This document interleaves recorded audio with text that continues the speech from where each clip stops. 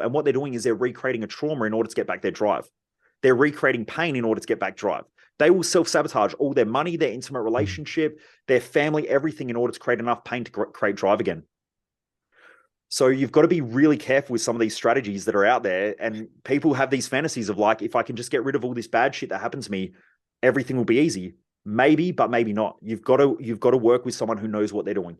Yeah, it all depends on what you're doing with that information. Once you reveal all these traumatic things that you've been through, it's like, what are you actually doing with that information?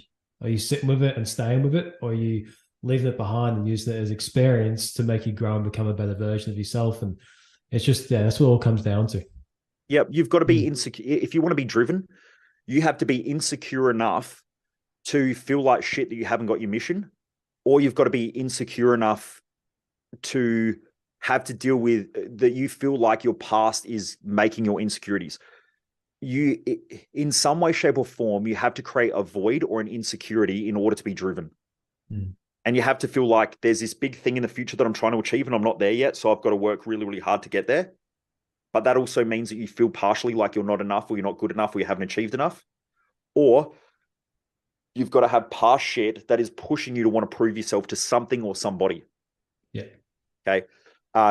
Now there are some people who debate that and they go, oh, but it's if we love what we do and blah, blah, blah. But the only way that we know what we want to do is because we perceive a void of something missing. So there's got to be a missingness in there, an insecurity or whatever to create drive. Mm. So if you get rid of that insecurity, you lose your drive. When you lose your drive, you essentially lose the things that fulfill you in life, because pushing hard and working towards something and overcoming obstacles that are in the way of you getting there is how you build your self-worth, your self-love, your self-respect, your self-confidence. So again, it's that dichotomy. Mm. I think all humans want an easy life. They want everything to be simple and a beautiful straight line where we can just cruise and just live what we love. That's not true. Now, if we're driven, that comes at a cost, and there are consequences and sacrifice of living that lifestyle. But Yeah. there are consequences and sacrifices of living a shitty lifestyle where you don't do much because you're content and satisfied. Mm. How do you want to live?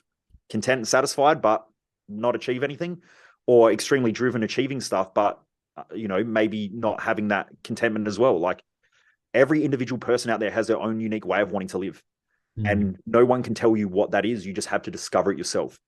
And just before we go, I think I got asked on an interview the other day, like, what's your morning routine? I'm cautious about giving morning routines because my morning routine works for me based on my values, my life balance that I'm trying to create, the mission that I have.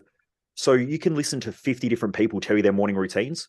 If you try to implement it, it'll probably make you more confused, more stressed out and frustrated because you won't stick to it. The key is not to, when you listen to people, even like me, the key isn't to listen to it and to go, I need to be more like them. You listen to it and you go, okay, what would work for me in the lifestyle and mission that I've got? And this is where it comes back to, I don't teach people what to do. I teach people how to figure out their own way of doing things. Yeah. Because it's not that you're not successful. You're already successful. It's just that everything else is clouding your ability to achieve the success that you want at the level that you want. So I don't tell people what to do. I ask them questions so they can figure it out. And then when they figure it out, now they've got the tools to live the life that they want to live. Does that Yeah. make sense? That makes sense.